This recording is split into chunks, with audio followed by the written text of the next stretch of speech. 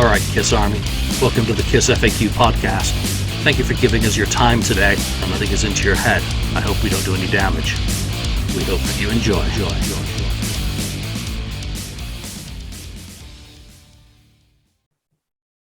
All right, so welcome back to the KissFAQ Podcast. And now that we've completed our analysis of the KISS Cruise set list from the balcony, because none of us were there, we've got someone who was actually on KISS Cruise 10.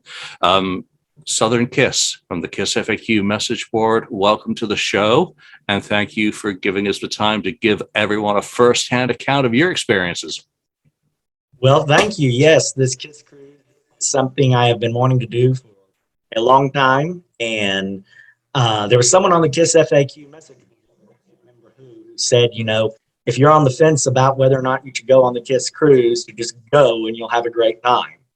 And whoever said that was correct. So was this your first cruise, or are you a repeat offender? This was my first KISS Cruise, and I had been to KISS conventions before, and I always had fun at conventions, but this was like a week-long convention, with the exception of that there wasn't nearly as much memorabilia as you see at conventions, which I think is probably just because it's so hard to get that stuff on ships. Yeah, so before we talk about the cruise, just give everyone a little bit of background about yourself as a KISS fan. When did you come on board with KISS? What's your favorite album? And I think that cover. Who's your favorite member? Those are the three questions. Well, how did I come on board with KISS? They've officially been my favorite band since fourth grade, and I'm relatively young. So for me, fourth grade was about 23 years ago, I think. And I had, seen pictures of them. I had seen them on TV. I had heard them on the radio, and I decided I was going to get one of their albums. So I started with the first one. And as they say, the rest is history. It has started an obsession that has never ended and probably never will. Right now in my house, I use the master bedroom of my house as a KISS room, and I sleep in a smaller room. Right. I have so many very, very, very fond memories of KISS throughout my life, and they mean a lot to me. So let's see. I lost my train of thought there. When was the first time that you saw the band? That is a good question. I first saw the band, and there is an entire story that goes with this about how I got the tickets. It was in a very unusual way. When I was in about fifth grade, the band announced the farewell tour. And of course, I wasn't old enough to go to shows by myself at that time. So I said to my dad, Dad, we've got to go. We've got to go. We've got to go. The tour went on over the year and went through the summer, and sixth grade came around. And I still had been telling my dad, we've got to go see this.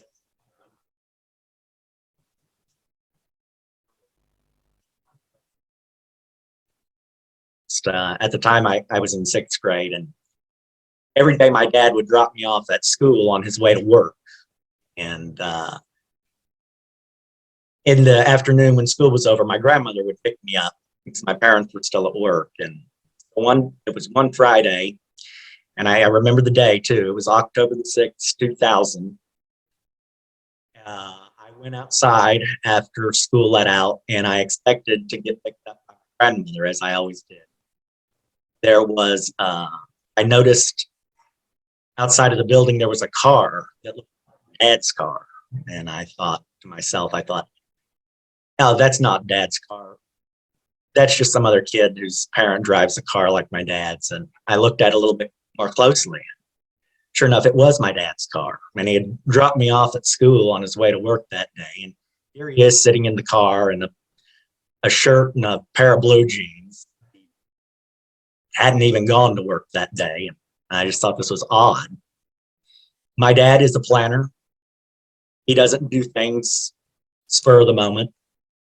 And here he is, and he never picked me up from school because he was always still at work. So this was like so weird to me. I walked up to the car. There he was sitting in the car. Got in and I said, "Hey, Dad, what are you doing picking me up from school today?" And he said, very matter-of-factly, "I just thought it would be a nice day to take off from work early and pick you up from school." And I said, "Well, where are we going?" He said, "We're going home." Well, that's strange. Whatever. Well, we drove off of the school parking lot and we got on the interstate and we started traveling in the opposite direction of where we live. I got to thinking, this does not look like we're going home. I said, "Dad, are we really going home?" Because it looks like we're going somewhere else. He said, "Well, you know what? You're right. We're not going home. There is somewhere else we're going." And I said, "Well, where are we going?" He said that on the car's floorboard, there was an envelope with my name on it. And he told me that if I opened up the envelope, I would know where we were going. I saw this envelope on the car's floorboard with my name on it. And I reached down and I picked it up and opened it up. And there were KISS tickets in the envelope. And I was so happy and so excited to get those tickets. I burst into tears. I was just in tears. I was so excited about this. It was a surprise, the best surprise ever of my life. And we took a road trip, a city about 2 hours away, which was Charlotte, North Carolina. And we got to see them. And it was, for an 11-year-old, it doesn't get any more exciting than that. And in my KISS room, I have the framed ticket stubs with 3 pieces of confetti from the show. And one thing that's interesting about that show is it was actually the second to last show that the original lineup ever played together. They played one show after that, the following night in Charleston. So I barely got to see the original lineup just by the hair on my chinny chin chin. And it's one of those experiences you just never forget. No, you're really, really lucky that, your father rocks and his timing could not have been better to give you that opportunity, which no one knew that was going to be the very last opportunity, basically the following night to see the original lineup. So, you're lucky. I mean, that's the great thing about the KissFAQ community and the KISS community at large is that it spans generations. So here you are, a younger fan who got to see just at the tail end of the farewell tour as your first KISS experience live in concert. That's a fantastic story. And I mean, I can see you smiling as you're recounting it. So it must mean an awful lot to you for a multitude of reasons. And I asked my dad why he surprised me, why he didn't tell me beforehand. He said, "Well, figured if I told you beforehand, you'd be so excited you wouldn't be able to surprise." Absolutely. No, what a heck of a surprise. And here we are. How many years late? 20 years later. 21 years later. 21 years later, and you've now attended it's the 10th and it's your first cruise. So what made you want to go on the cruise, this late in the game as well? Why is this your first cruise? Well, I had been on a cruise previously and it was fun, but it wasn't a KISS cruise, but I didn't really have the desire to really go on a cruise again. But I had been to KISS conventions and KISS concerts, and they were always so much fun. I loved interacting with other fans. And ever since the very first night I saw KISS on the farewell tour, I felt an immediate connection with fans as if they were like family. It was an incredible atmosphere, because all these people shared a love for something which many people don't understand. I'm sure everyone on KissFAQ has been known as the irritating KISS fan in certain circles. I know I have. I would think that's a fair assumption. Talking about, I wanted to be able to have that KISS fan atmosphere. I would have gone on a KISS Cruise, even if KISS hadn't been there, even if it had just been a group of KISS fans sailing together. I never will forget when place I used to work in the office one day. Of course, I was known in the office as the KISS fan who could talk about KISS endlessly. And one day, one of my colleagues brought up the subject of KISS while I was in the room, and another colleague just looked up and went at him.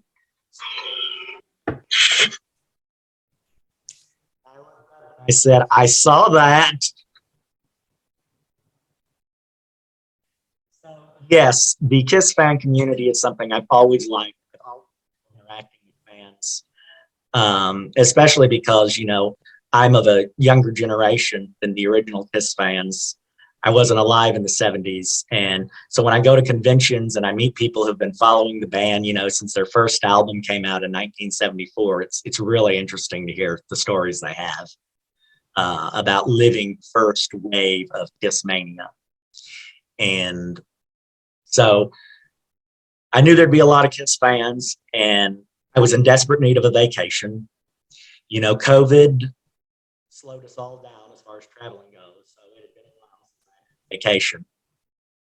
And so my original plan was to go to Thailand, and it would actually have been cheaper than the KISS cruise because the American dollar goes so far in Thailand. I was saying, well, you know, that'd be a nice vacation I could take.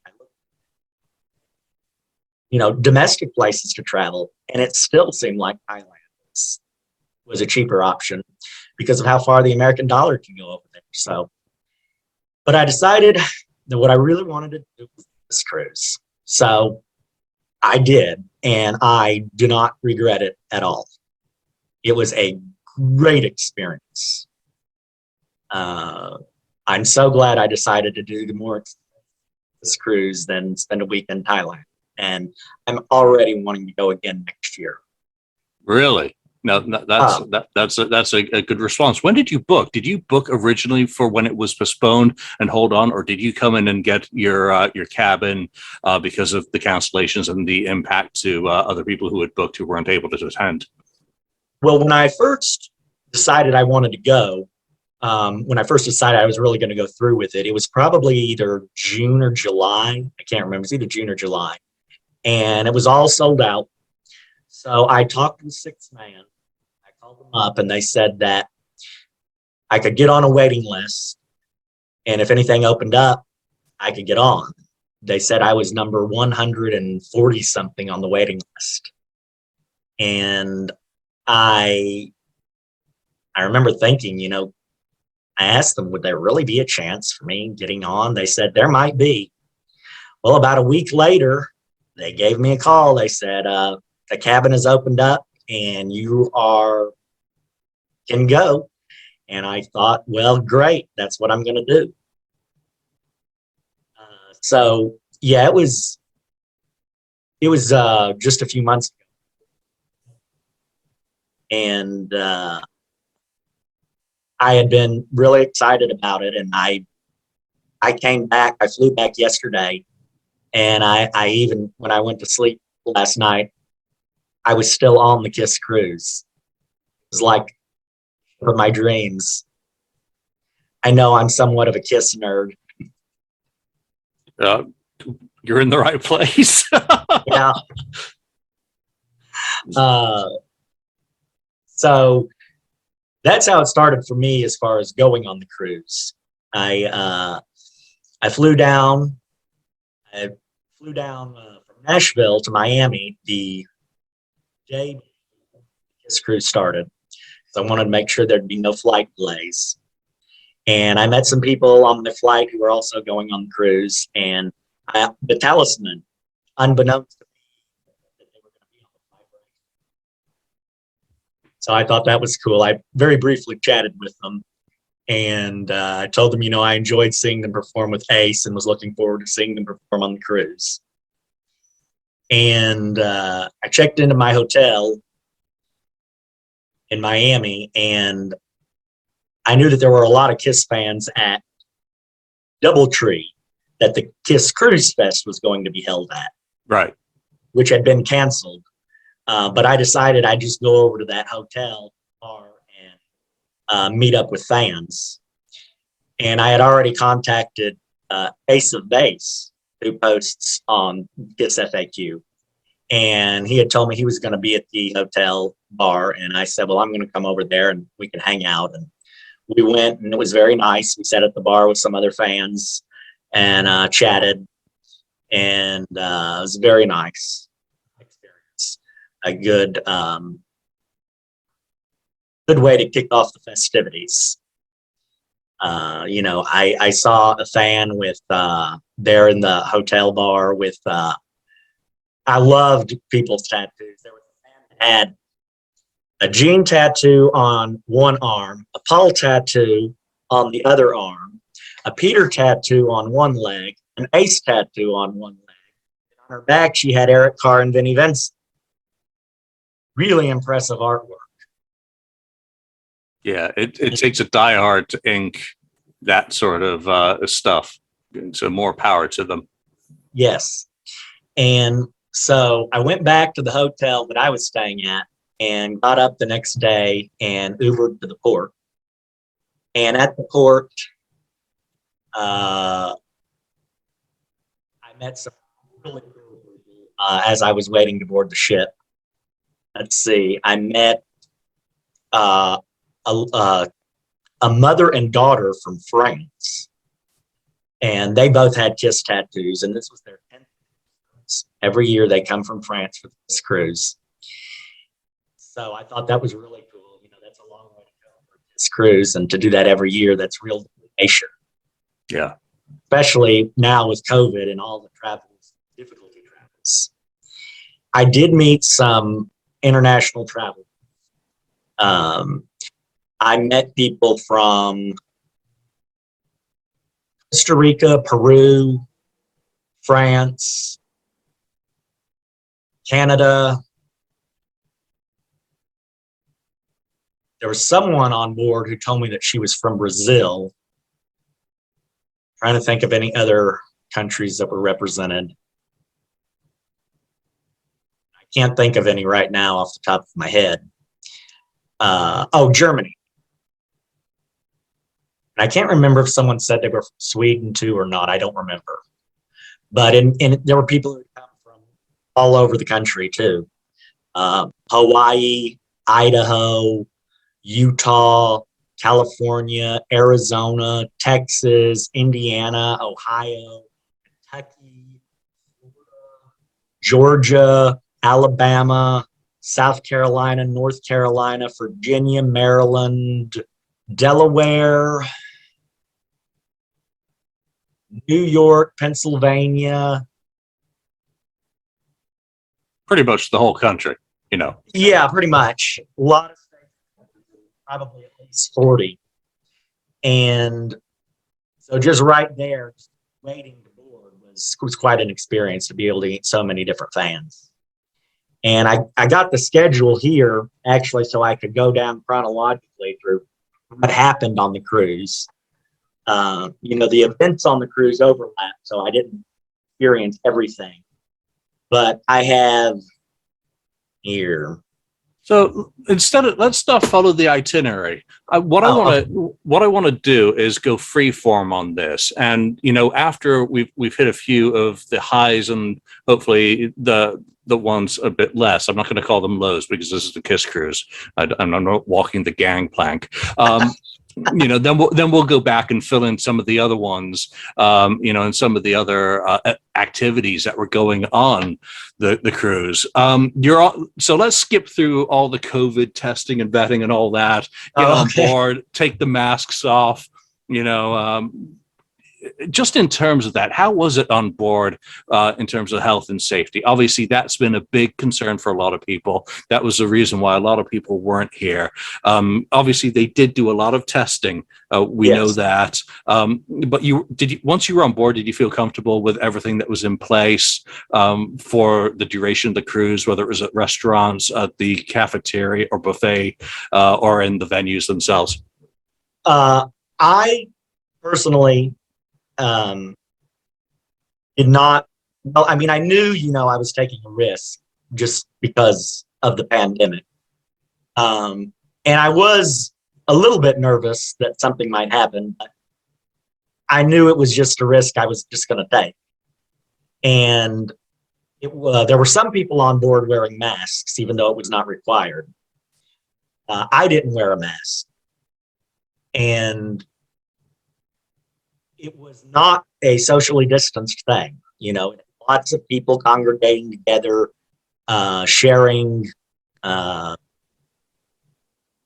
you could easily transmit a virus just from being around other people and breathing close proximity. So I never heard about COVID coming onto the ship, and I hope it didn't. But if it did, then, you know, there probably would be quite a few people with it, and I hope there's not.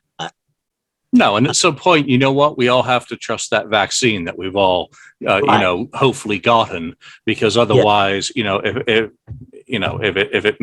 it prevents us from dying, then it's a win, you know, and that's the whole idea. But we got to get Right. back to life at some point and not be afraid of socially distancing and worrying about whether that guy 10 feet of, you know, away from me is vaccinated or not. You know, it's on him if he gets it, but hopefully the vaccine on me protects me, even if I get the sniffles. Right. So as far as some of the highlights of the show, I know a lot of fans have talked about the shows themselves. I know a lot of the fans have been curious about the KISS shows and the Bruce Kulick shows. So I can actually go into some detail about those. And I'll start with the KISS shows. I attended the first night's KISS show, which was Halloween. And it's a very interesting what happened. It's another one of those KISS surprises like I told you about when I was 11. Originally, I had been booked on to have a seat on the balcony. And I went to the 6-man desk before the show started and asked if I could be upgraded. They said, yes, you can be upgraded. So they gave me a seat. Well, actually, it wasn't a seat. It was a standing room. It was the second row behind the pit. Oh, nice. Yeah, and I got to the seat, and I mean, it was a stand-up thing, you know, with just a bar there. And I thought, wow, this is really nice. Well, a gentleman came to that seat with the same ticket number, or seat number. And I knew 6-man had, you know, made an error. And I was, you know, concerned there for a second. They were going to have me just sit way up top. But the show started. What happened was I went back up to the desk at 6-man. I told them what had happened, and they said they would, you know, correct it for me. So then as they were correcting it, I went back and stood in the aisle where my second row seat had been, second row behind the pit. And a security guard came up to me and said, "You can't stand in the aisle." I said, "Well, my seat was double booked." So he said, "Well, here, hold out your hand." And he put a around my wrist and said, "Well, just go on up here." And he opened up the pit, and I went into the pit. I had an even better view now. I was just a few feet away from the stage on Gene's side. When I was facing the stage, Gene was on the left. So it was surreal to see them up close like that. Quite an experience. And I really enjoyed it. And the set list is something a lot of people have, you know, been curious about. And I have the set list here of the show I attended. And I can tell you some of them I thought were highlights for the set list is which is one of my favorites. I was not expecting to hear that. Let's see. We Are One. They played that, which is another one of my favorites. All Night, another one of my favorites. And although I can't say it's one of my absolute favorites, and I don't dislike the song, they did play She's So European. I knew I had heard they had done some deep cuts on the cruise, and I guess it's because they know that most of the people on the cruise are going to be diehard fans. There aren't going to be very many casuals there. I mean, She's So European is probably a song Yeah, you have to be a pretty severe diehard as well to get into that. I mean, that was the first time it had ever been performed by KISS. Gene had done it with with his solo band previously, but KISS absolutely never before. Same with We Are One, for that matter. Yeah, and seeing Take It Off was really nice too. Well, that's a song I really like. So.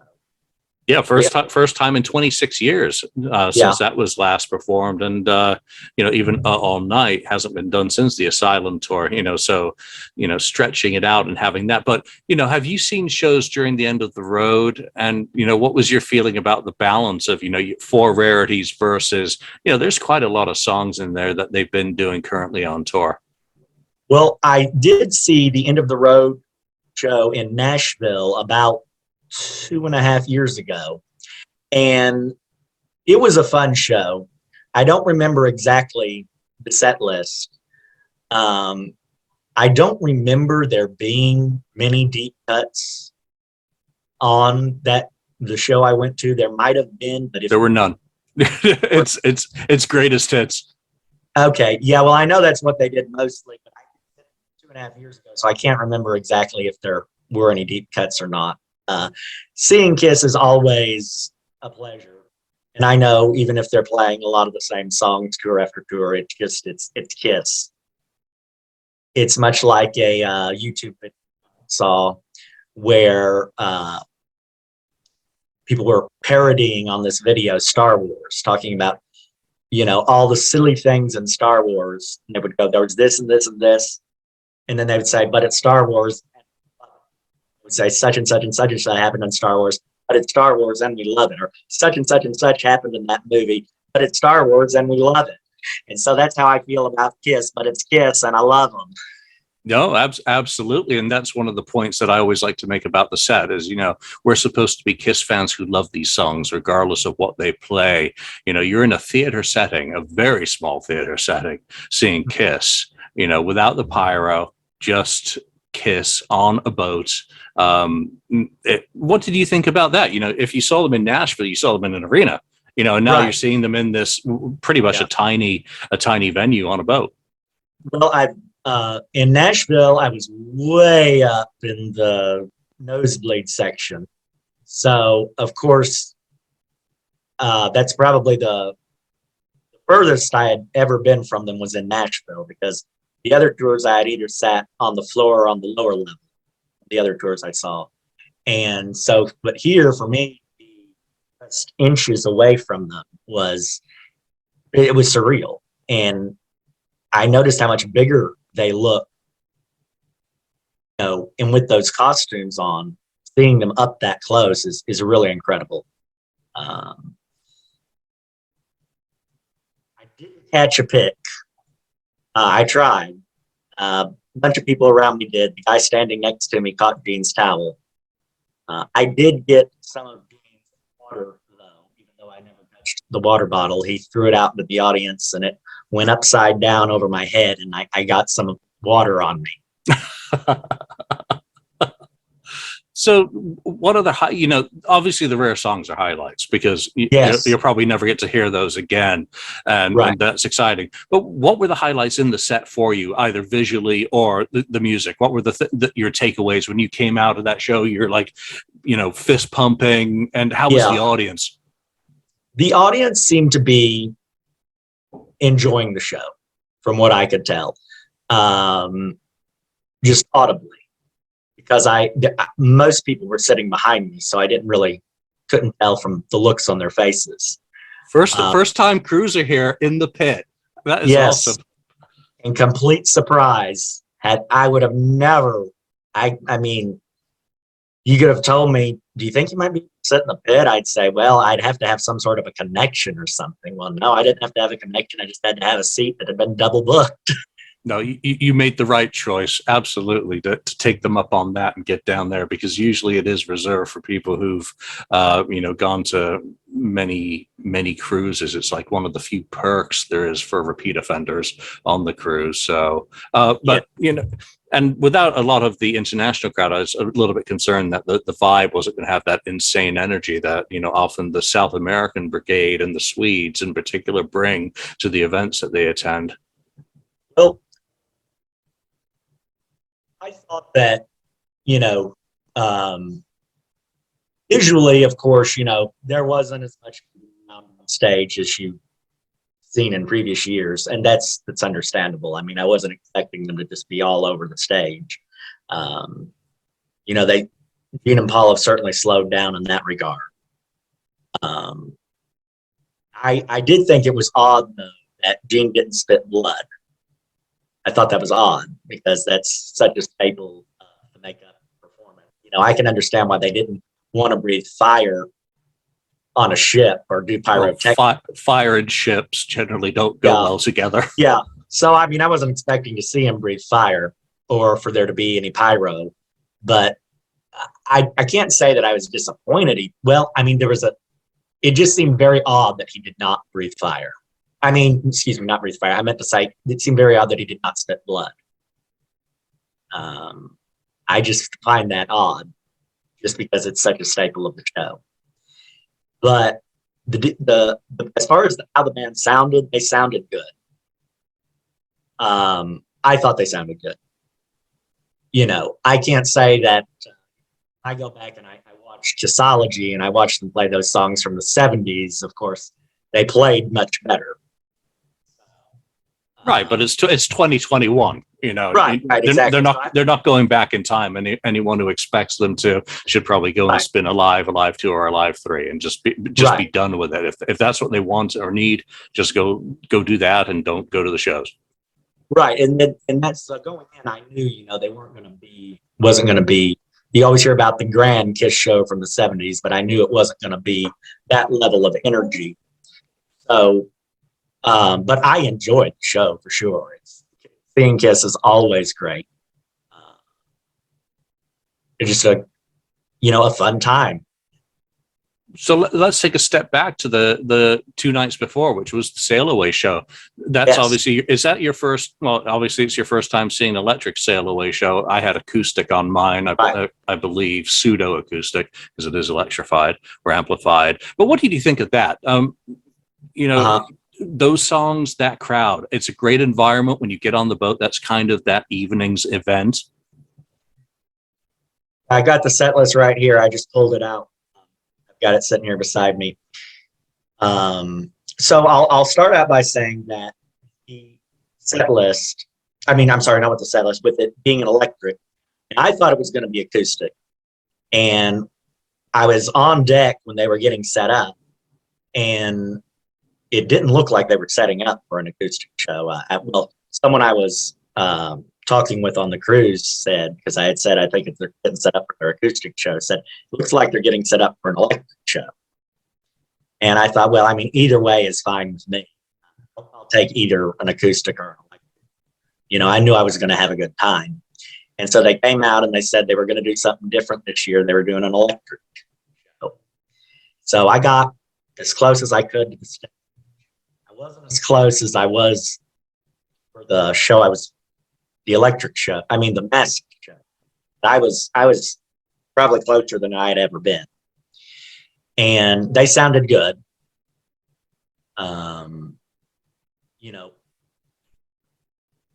Stanley is always great with the audience, and the set list. They opened up with Going Blind. That was such a weird choice. Is someone was streaming the show, and I was like, opening up with Going Blind. People bitch about there not being enough changes. That's a pretty big change to the KISS operating standard. Yeah, I don't know if that's ever been used as I know that for Unplugged, Coming Home was the opener, and I think a lot of people were probably surprised by that. But I also knew, it fits with the theme of Unplugged, with Peter and Ace coming back, and, they were in New York. But Going Blind, yeah, I would have never guessed that would be used as an opener. It sounded good. And then they did Plaster Caster. That's a cut that you don't hear very often. So that was nice. They did Got to Choose, and that's a song. I mean, you hear that sometimes. They've done it over the years, but it's not one you hear. It's not one of the staples.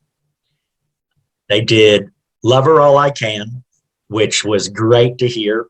I think it's one of those songs on Dress to Kill that you don't hear much about, but it's actually, it's a short and sweet song. And so it was fun to hear live. Of course, they did Shock Me. That's, one they usually do. Christine 16.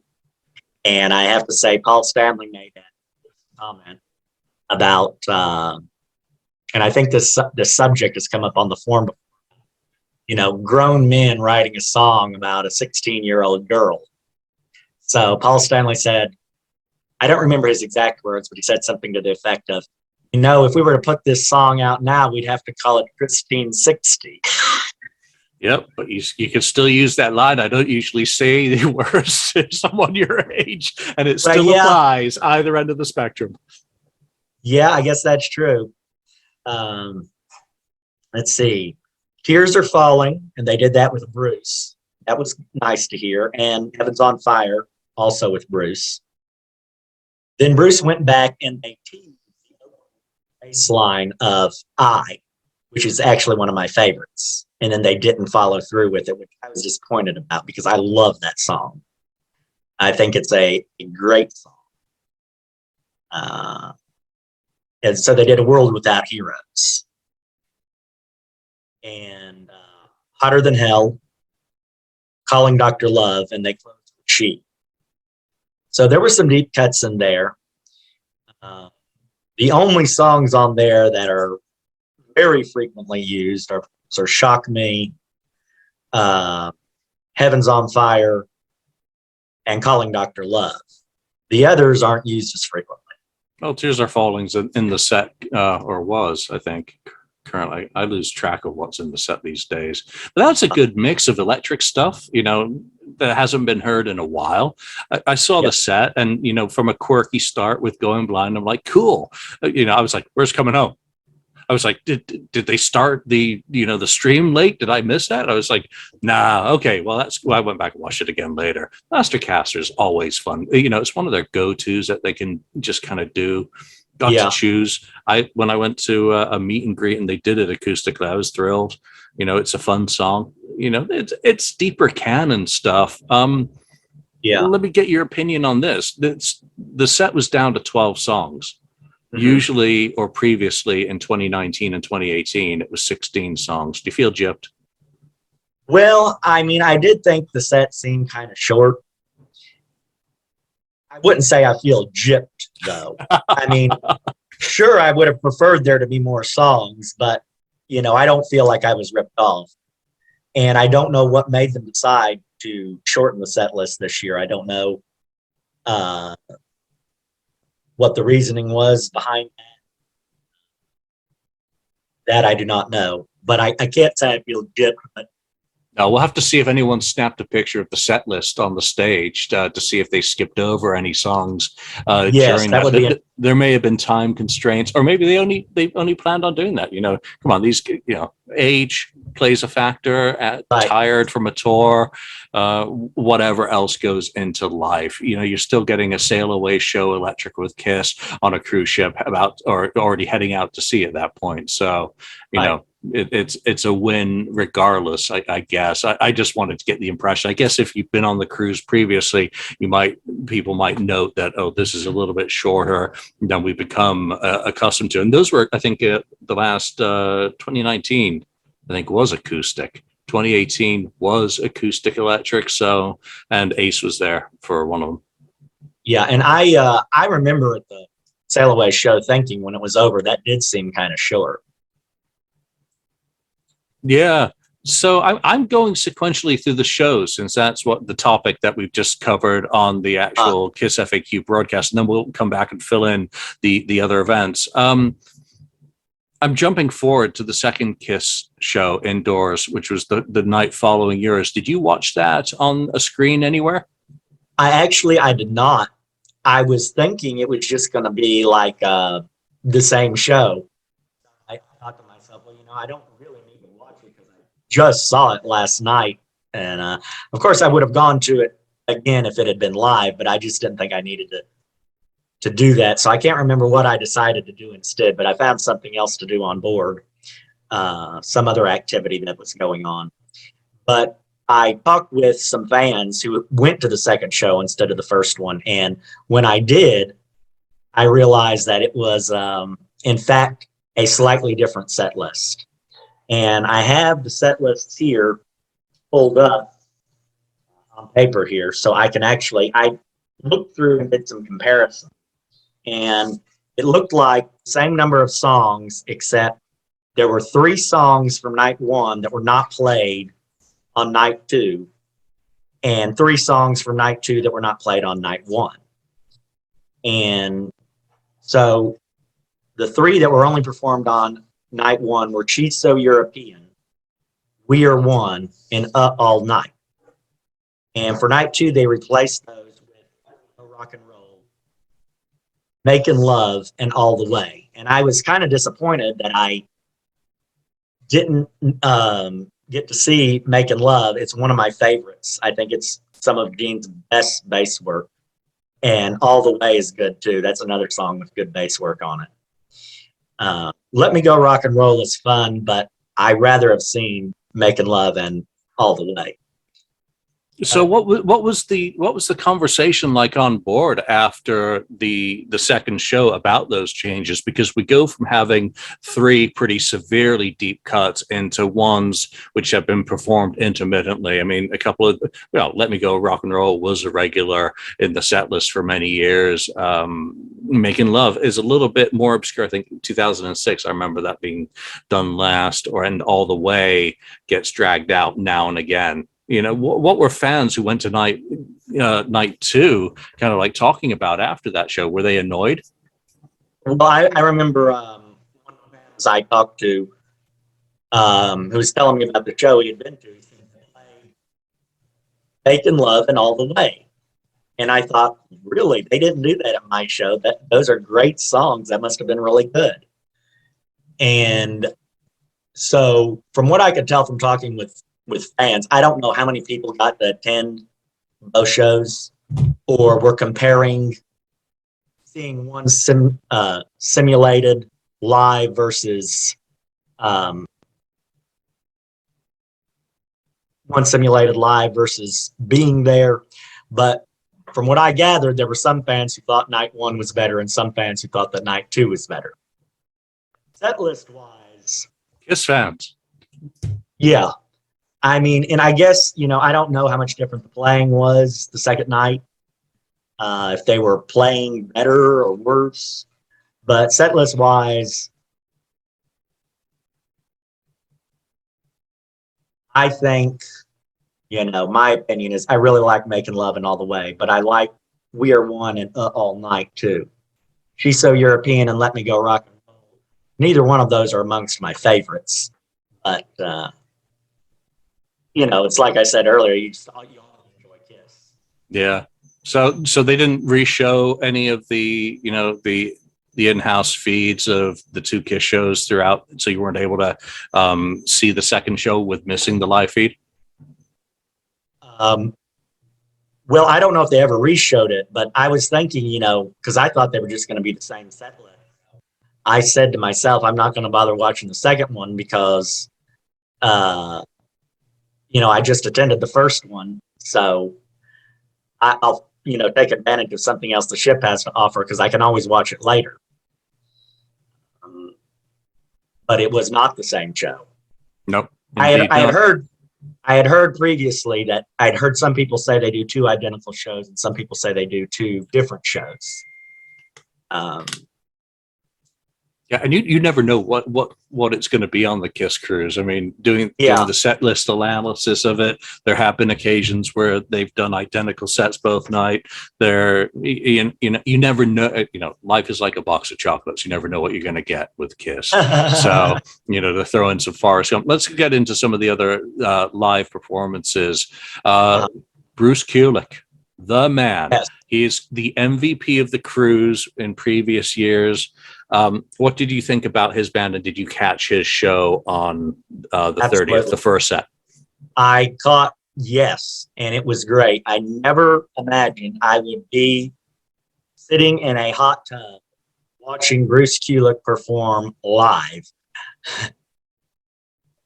No, I was. now you have.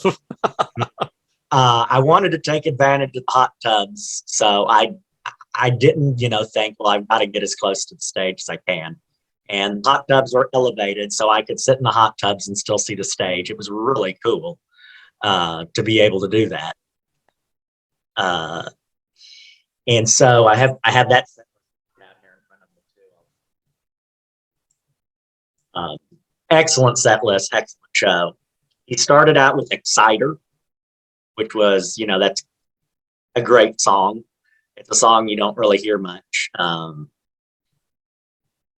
It was the song that kicked off the non-make. Yeah, and what's nice is Bruce is the gatekeeper of his era of the band, but it's nice that he also stretched back a little bit more to what otherwise is absolutely neglected, because Vinny's not out there playing any of the stuff from the two albums that he was involved in. So, a great deal of respect and thanks to Bruce for continuing to fly the flag of KISS Unmasked in the 1980s. And that's when I became a fan. So obviously that makes me very pleased. Yeah, Exciter, and it's a great song with a great guitar solo. Oh, it was great to see him up with that. And then they did Unholy, which is another favorite of mine, but it's not a deep cut, but it's always good to hear. And then they did, I'm not sure how much of the songs they performed, because when I printed off the set list, it said that Secretly Cruel, All Night, and Trial by Fire was like a medley. Yep. But I hadn't interpreted it as that myself. I don't know if I just couldn't tell they were doing a medley. But All Night is one of my favorites, and Trial by Fire is too. Trial by Fire is one of my favorites. It's a very underrated song. So it was absolutely great to play that. So that was a medley or trio of songs from Asylum. And it was great. They sounded great. When they cover KISS songs, it seems like the bass player sings Gene's songs and Bruce's other guitar player sings Paul's songs. But everyone sounded good. And they did Dreamin', which is also interesting.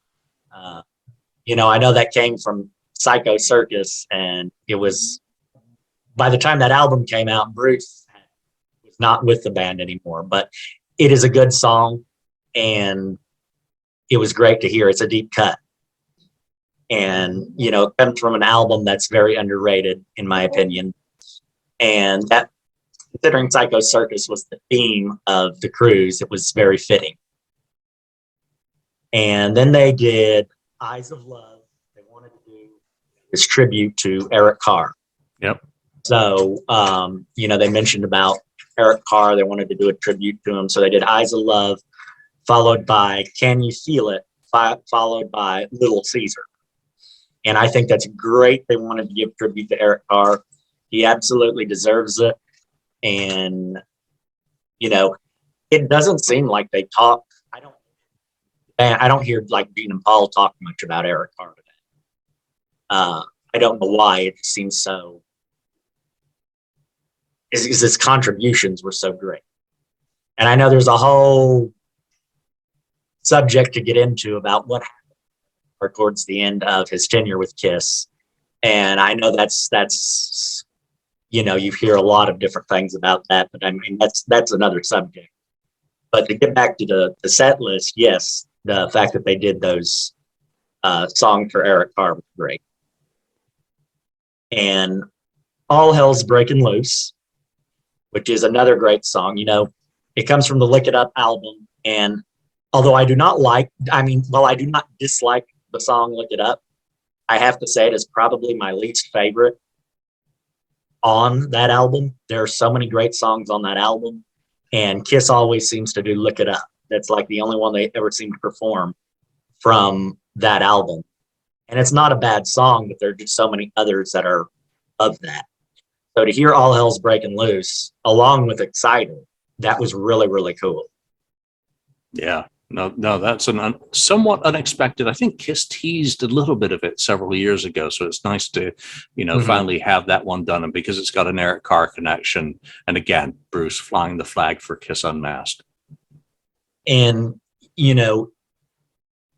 they had, because All Hell's Breaking Loose was actually along with Lick It Up as singles for the album Lick It Up. So it seems like that was a song when it was released they wanted to push, but just sort of dropped by the wayside when it never really became a big hit. Go for it and everything. So I don't know why they lost wanting to play it, but to see Bruce play that song, that was great. And it's another one of those songs that like you said, he's carrying the unmasked era of Kiss, the flag for that, because that was also a song from Vinny's tenure. Yep. And they did something very cool. They did was, out of the 5 songs from Alive 2 Side 4, they did 3 of them. They did Rockin' in the USA, Larger Than Life, and American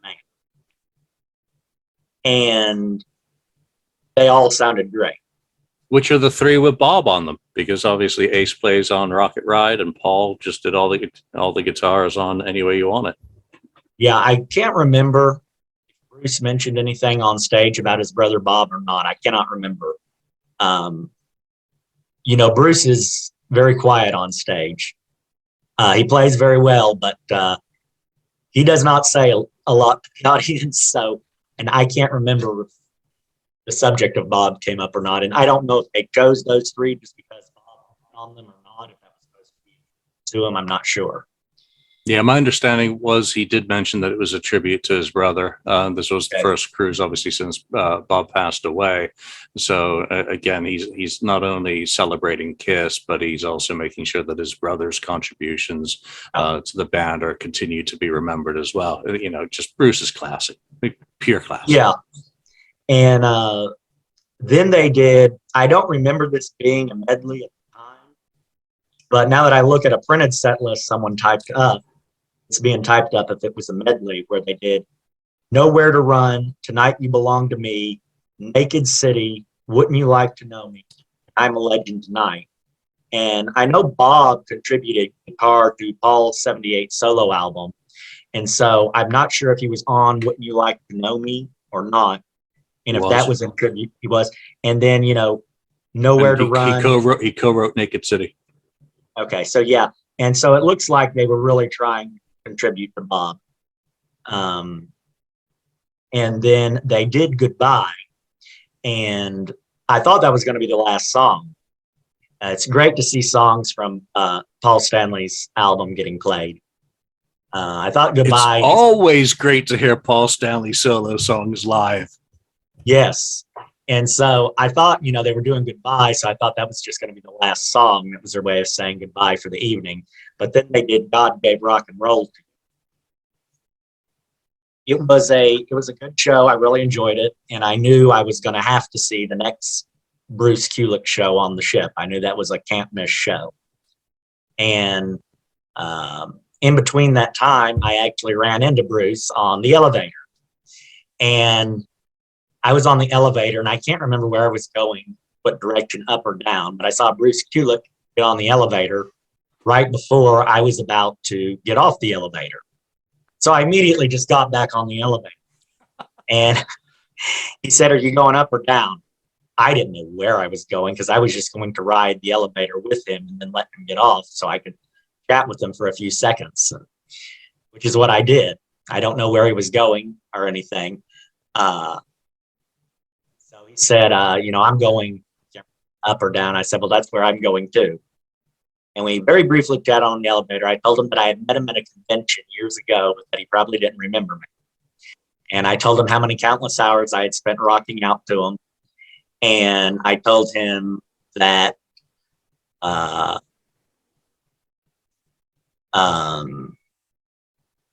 use the master bedroom of my house as a kiss room, a smaller bedroom. He said we, so I'm guessing he was referring to him and his wife, Lisa. He said we use a loft. So, and I saw him a couple other times on throughout the cruise where he referred to me as Elevator Man. That was the name he had given me. So, and I will tell you that, speaking of Bruce, another interesting thing I had happen with Bruce, I thought this was really funny, was at the autograph session, I went to one of the autograph sessions, and Bruce and his band were there, and there was a long line to get autographs, so they weren't doing pictures. And so I got their autograph, just very briefly spoke to them to keep the line moving, and went away and went to the other side of the room. And finally, the line got much smaller. It looked like they were pretty much done signing autographs. Very few fans were at the table. So I thought, well, maybe I can ask for an autograph now, because the line, doesn't seem like much is going on at the table. So I walked up and I asked one of his band members, and I can't remember which one it was, said, can I have my picture made with y'all? He said, sure. Well, there was a security guard sitting beside the table, who heard this band member say, sure, you can have your picture made with us. And he said, you cannot have your picture made with them. We have to get ready for the next event. Well, I walked out of the room on the ship, and maybe a minute or two later, Bruce Kulick and walked out of the room, and I was standing in the hallway, and I said, can I have my picture made with y'all? They said, sure, and got my picture made with them. Yep. No security guard was going to tell them, going to follow them around saying no pictures. No, they're great guys. I mean, all the guys in the bands, the Talisman, Bruce's band, are just great guys. And they know they're on the KISS cruise, and it's about the KISS fans as well, and they know how to treat people right. They will tell you if they've got something they got to do, but they're always very, very polite, awesome to engage. Yeah. Let's talk about the second Kulick show, which was inside the Stardust. Did you go to that, and how was getting into that? Because obviously there's limited capacity there, but Bruce is finally where he should be. He's not out on the back of the boat outside. He's inside on the stage. Right. That I did go to, and I managed to get a seat really close. I can't remember exactly how close I was. I was probably a few feet away from the stage. I don't know if it would have been as many as 10 feet or not.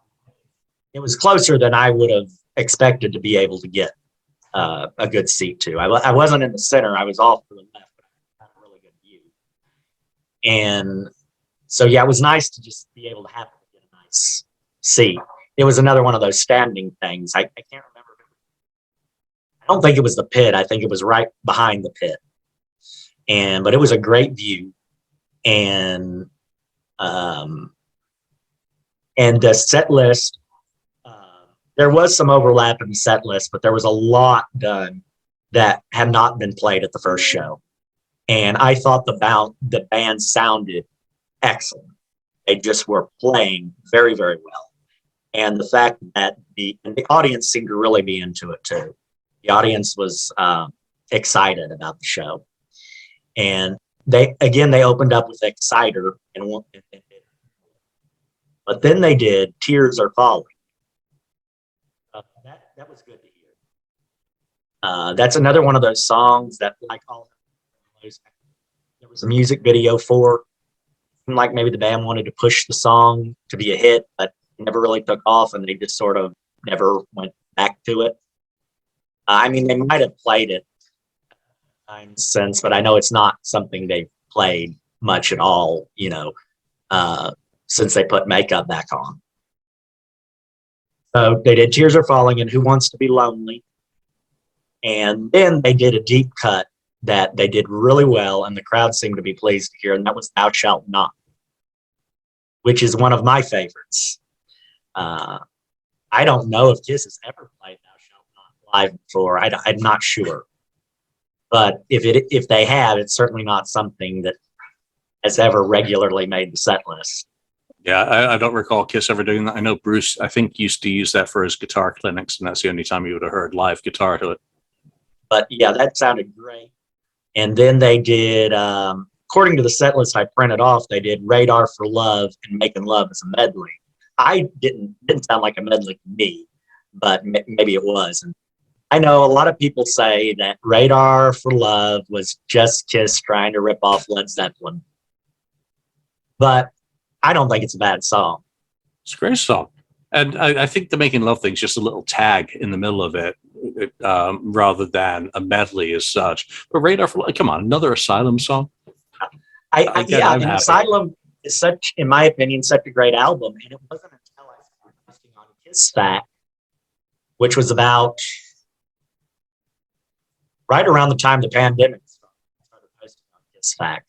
I had lurked there for years, but I hadn't bothered to do much as far as posting goes. And I had all this time to myself now that I was quarantined that I just said, well, I might as well just go ahead and start posting rather than just reading it all the time. So, but when I started posting, I thought as a KISS fan that Asylum is one of the most hated KISS albums there was, even though I liked it. And I noticed, though, as I posted on KissFAQ, there are a lot of fans that like Asylum. I was even surprised one time there was a poll on KissFAQ over what album fans thought was better. Was it Asylum or Revenge? And Asylum won.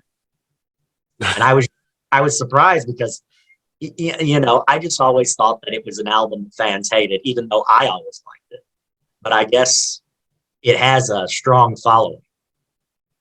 Yeah, once you get past the cover, I think musically, yeah. people, once they're able to ignore something that's so dated and, was just an attempt that didn't really work out for people, regardless, that musically it's a good album.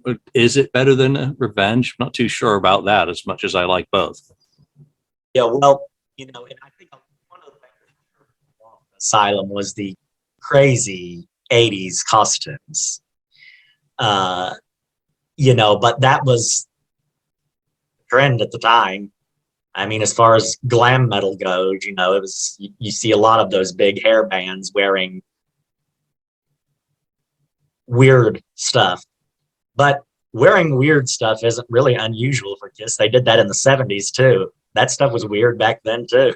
They're KISS. Yeah. So to hear all those tracks from Asylum played was great. And then they did two more songs I like. And I know a lot of KISS fans hate both of these songs, but I like them both. And that is Let's Put the X in Sex and You Make Me Rock Hard. It was great to hear those. Those are songs I don't know if the band has ever performed them live. I think Paul did Let's Put the X during his solo tour in '89, but KISS, I think they dorked around with it during the convention Unplugged. Let me just say that. I listened to those songs a lot when that album came out because I would listen to the album a lot when it came out, the Smashes album. I do not like them, but I love what this band did with them live. You're talking about the X and Sex and Rock Hard? Yeah. You don't like the songs, you just like what they did for them live. No, I wasn't a fan of the songs, but I like how the band reinterpreted them how the songs came across live, performed as a traditional kind of 4-piece without all the polish and synth and other rubbish. Yeah, I see what you're saying. Yeah, they were played more from a raw form. Yeah, more rock and roll. Yeah, which was something that in the 80s, KISS, like you mentioned, they were trying to aim for a more polished sound. Yeah, they're trying to be Bon Jovi. Right. And so after those two, they did Domino. And Eric Singer actually came out and did drums for Domino. How cool is that? Yeah. And so that's not, well, it's a song you don't hear much live, but I wouldn't say it's a super deep cut. It's not as deep of a cut as Thou Shalt Not. Domino, of course, is something they played on the Revenge tour that made it on the Live 3. And they did Jungle, which is a song, you don't even hear fans mention Jungle much. I know that a lot of fans liked the song Jungle when it came out. I think it won an award in a magazine for Best Song of the Year. I can't remember which magazine it was. And I knew that there were fans that liked it. I like the song Jungle, but it's one you virtually never hear anyone talk about. Usually with Carnival of Souls, you hear people talk about it as an album rather than as the individual songs, from what I've noticed. Yep. So it was great that they would do something from Carnival of Souls, which, even though Carnival of Souls isn't one of my favorite albums, there are some good songs on there, including Jungle, and it's nice that it just gets attention in the set list, or that it got attention that night in the set list. And then they did All Hell's Breaking Loose again, and they did Forever.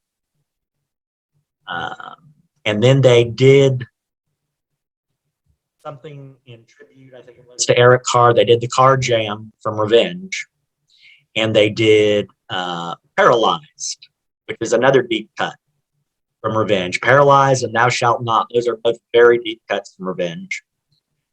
And then they did I Just Follow from Revenge, which is real big. It's not a super deep cut, but you don't hear it played a lot. And I speculate it might not get played so much is because it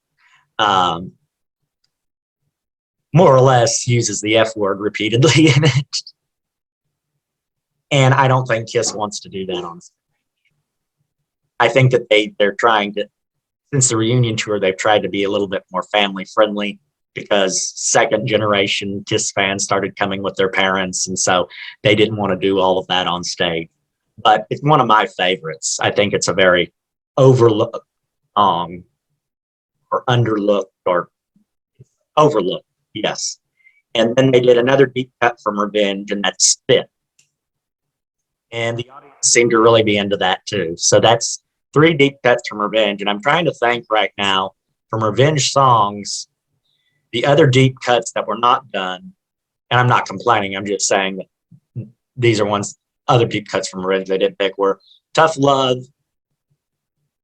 Heart of Chrome, and those are the only ones I'm thinking of. They did a lot from Revenge. They didn't do Take It Off, but KISS did Take It Off. Yeah. And no one's doing Every Time I Look at You. Oh, you're right. I forgot about that one. That's Paul's baby. We've got MTV Unplugged for that forever. Yeah. And then, of course, they closed with the Star Spangled Banner. So it was great. That's a really, I mean, Bruce's sets, even Kiss's, and I know people are like, well, they changed it, they're up and down about that. But again, it's a broad amount of selection from the catalog represented on this tour or on this cruise, pardon me. Whether it's the Bruce Kulick Band or the Mob, whichever name you prefer to use for those guys, and KISS, that is really an immersive experience into the KISS catalog. Which one? Both. When you take Bruce representing his catalog and KISS representing theirs, that's a heck of a lot of KISS songs that get played. Yeah, and it's very nice that KISS tries to do deep cuts on the cruise, at least. And it's so nice to see Bruce do so many KISS songs. Let's see, other than what he covered for Eric Carr, I'm not sure if there was a single Bruce song from outside of KISS or not. There might have been one. Other than the Eric Carr stuff, that was it. The Eyes of Love and those two, which were for the Rockheads. That was it for him. No Blackjack, no Union, no none of his own solo stuff. So Yeah. you really kept it in house or in the proper lane, maybe. I guess opinions kind of vary, and because obviously BK3 did have Gene on it, so he could do some stuff like that. BK3 also had Nick on it, so who knows? But I think for someone sitting in, on the other end of YouTube, he covered all the bases in terms of KISS and kept it appropriate. Would you like some Union? I mean, it might have been interesting to hear, but if I had a choice, I would have probably preferred even more KISS cuts. Yeah. No, keep it KISS. I don't want Union without John. Well, I mean, that was he was certainly one of the stars of Union. Everyone knows as Union as Bruce Kulick's collaboration with John Karabi. That's sort of what the band is known as. And I'm not trying to be negative about the other members. I'm just saying that's what people often think of when they think of you. Yeah. So other aspects of the tour, of the cruise musically. I mean, Night Ranger was on the boat. Queensryche, Sebastian Bach did not make it on the boat. Black and Blue. Black and Blue. I mean, wow. I heard that Tommy guested. Which other acts did you catch musically while you're on? Let's see. I've got a list of the bands that were there. I just want to make sure I don't skip over. I did see some other bands too. I saw Black and Blue. Now they performed 3 times, and I saw them. I saw a full set they did, and then part of another set they did. And then I didn't see the other set. But the first set they did, it's very interesting because I saw from where I was sitting Tommy Thayer. I was sitting up on kind of a balcony. It was one level above the stage. And I saw way across from me on the other side, Tommy just standing there off to the side of the stage watching. He was just outside of the atrium and I could see him. It seemed like he was having a good time. And I thought, but he didn't get up on stage, which seemed kind of weird. And then second time they played, I heard that he did get up on stage with them. And then the third show they did, I saw the entire thing. They were playing on the sports court. But I thought Black and Blue did well. They've I thought they did well. And it was I enjoyed seeing. I had never seen Black and Blue before, so I can't compare it to other performances. But, I enjoyed them. And then, let's see who else I saw. I saw Queensryche. I saw one of their shows on the pool deck, and it was good. I enjoyed it.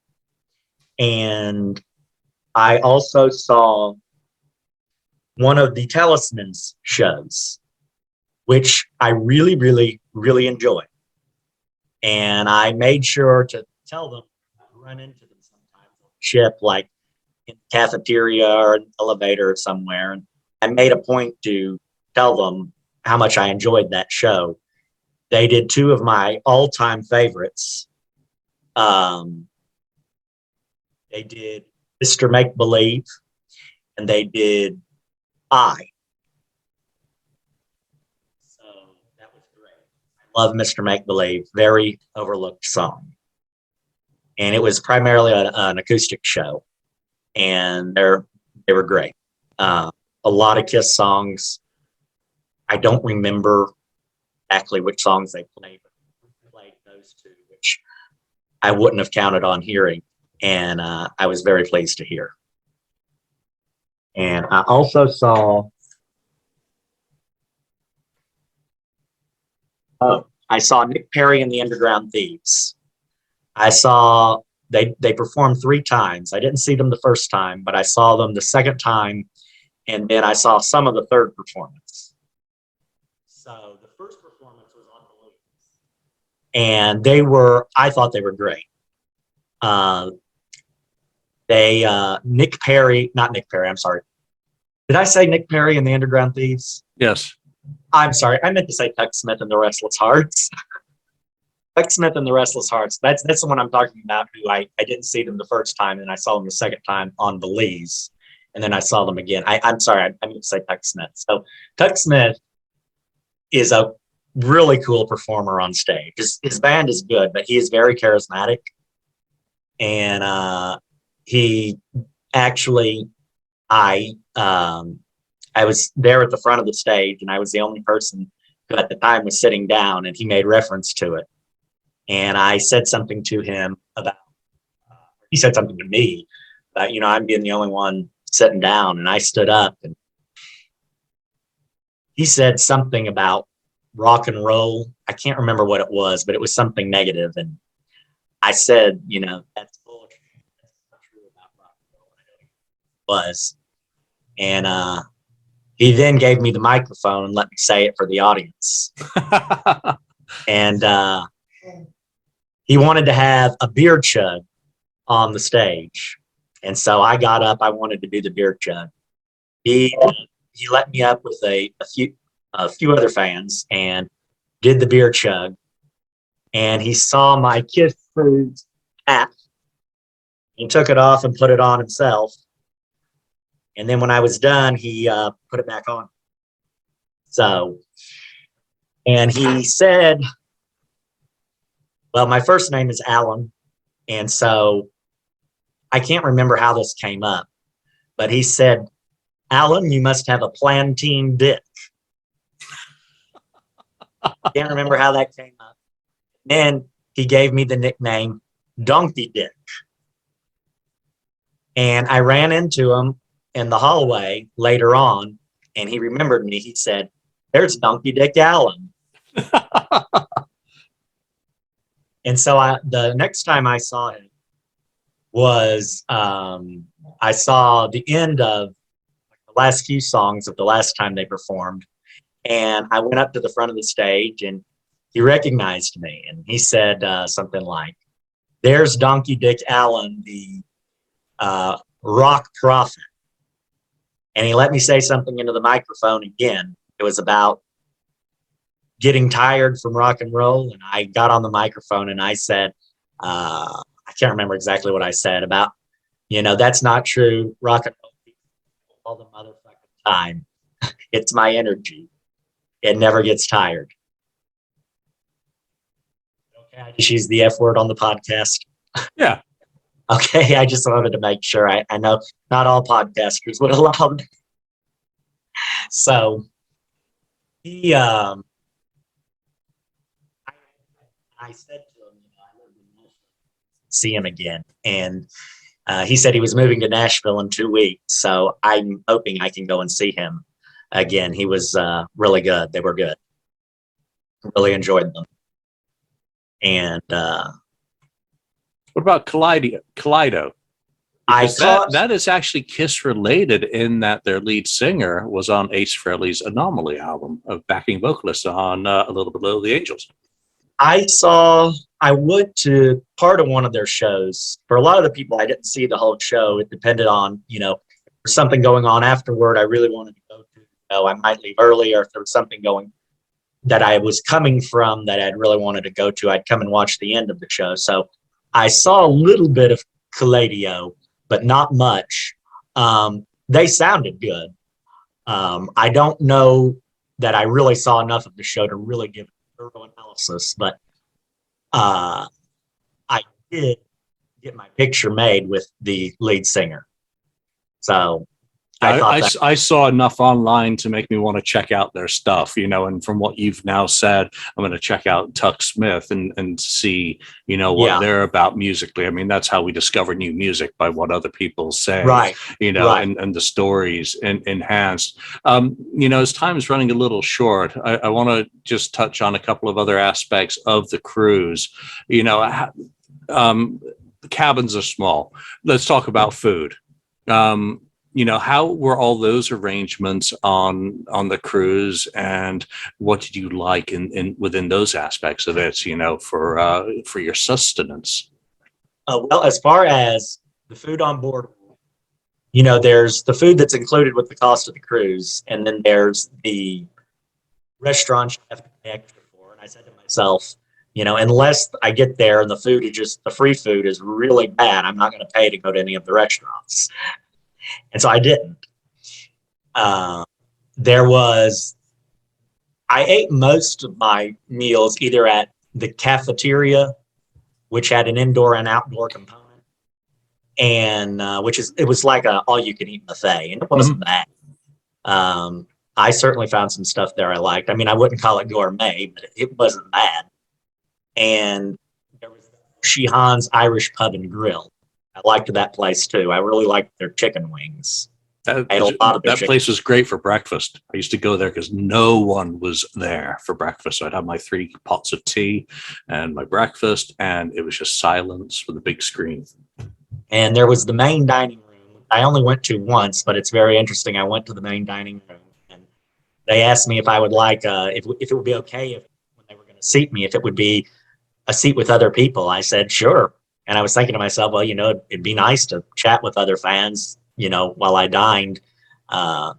So I sat down, and somehow or other, I don't know how, but the subject of Julian or KissFAQ came up, and there was a guy sitting at the table, and I asked him about, if he uses KissFAQ, and he said, yeah, I do. I said, well, what is your name? He said, I'm R. Scott 71.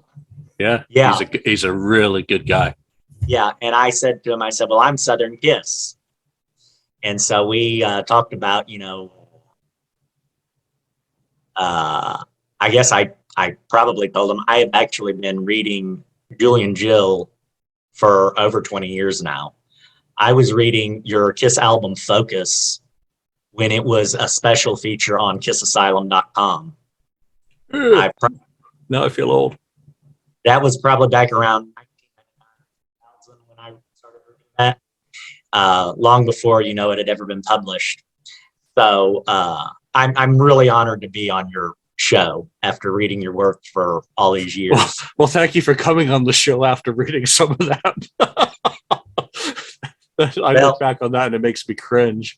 One of the best things I learned in college was to never undermine your work, that it's natural to be critical of yourself, but oftentimes what you do is better than what you think it is. And I started applying that in college, and I would write papers I didn't know that good, and I'd get A's on them, and I just couldn't believe it. Yeah, you live and learn. But Randy, and some of the other FAQ gang who were on there, I should have sent you guys all T-shirts beforehand if I had any, so that you could really, you'd end up walking the plank possibly. But that's a great thing, a communal table, and you meet new people, and then just randomness, And I must say, you getting to meet someone like that. It's certainly better than when you meet someone, they give off all their previously banned usernames. So you're lucky. You got one of the good ones. Yeah.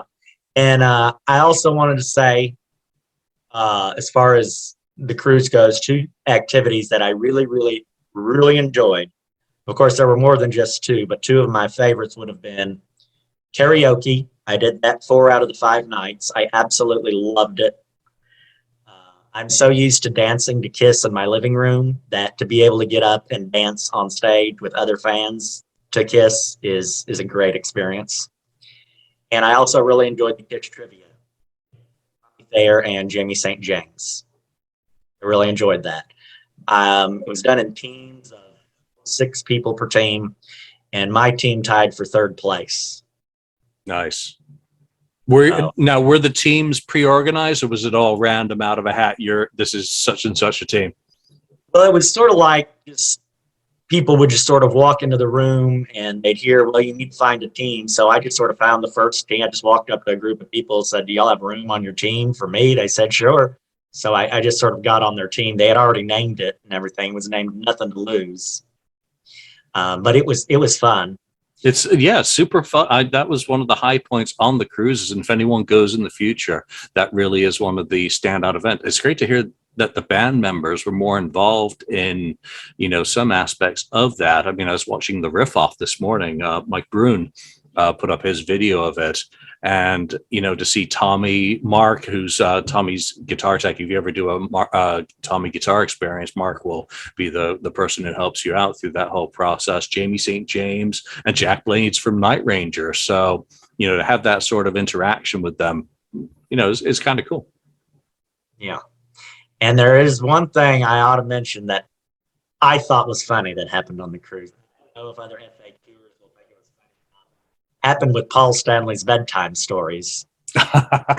He read children's books that had a lot of sexual innuendo that could be a book that's appropriate for a child or an adult. And I mean, this is Paul Stanley. At the end, I went up to the front of the stage when people were trying to get things signed. And I said to Paul Stanley, I asked him, "Can you sign my nuts?" He said, "They're too small." Nice. Paul's got a great sense of humor, and he's really quick with it as well. Mm-hmm. All right. Last topic before we wrap up. All right. Obviously, the cruise is a cruise. You went to Belize and Honduras. Did you participate in those off-board events, and what did you do in both of those? Well, for Belize, I didn't have any offshore excursions planned, but there was a lot to do on the island itself. What I did primarily on the island was I relaxed at the pool, inside the pool. I got sunburned too, but I'm healing up from that. But it was worth it to get the sunburn. So basically the pool was it was a big pool, a bunch of fans lounging around, going up to each other, chatting about KISS, very laid back atmosphere, but a very friendly atmosphere. I conversed with other fans, a lot of them, just random, we'd say, "Hey, where are you from?" and talk about KISS. And then there was also the pool. I mean, not the pool. I already mentioned the pool, the beach. I spent some time on the beach. And then there was the Tuck Smith and the Restless Heart show.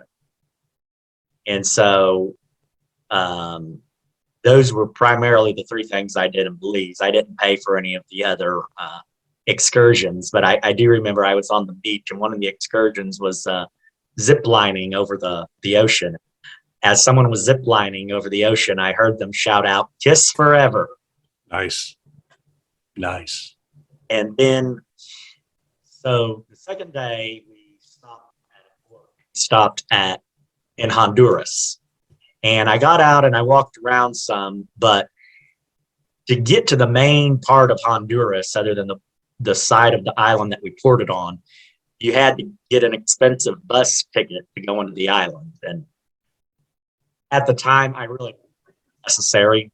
I kind of regret it now, but I knew there was going to be stuff on board the ship I could do anyway. And I'm the sort of person that likes to travel, but I didn't want to have to do an expensive bus ticket to Honduras and then, to the main island, and then try and find my way around when I didn't really know my way around. I remember when I went to England a few years ago, I went to England for 2 weeks, and there was so much to see and do, and I had so many places I wanted to go, but I wasn't able to see as many places because it took me so long to get from one place to another because I didn't know my way around. And so I didn't want that happening on Honduras. I only had a few hours. So I went back to the ship, and apparently there were other people on ship too who weren't as all that interested in the offshore excursions.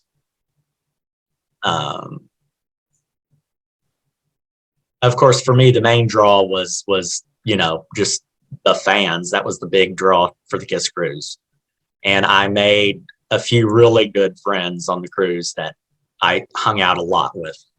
And great time. And karaoke, yeah, I mentioned that. Karaoke and trivia.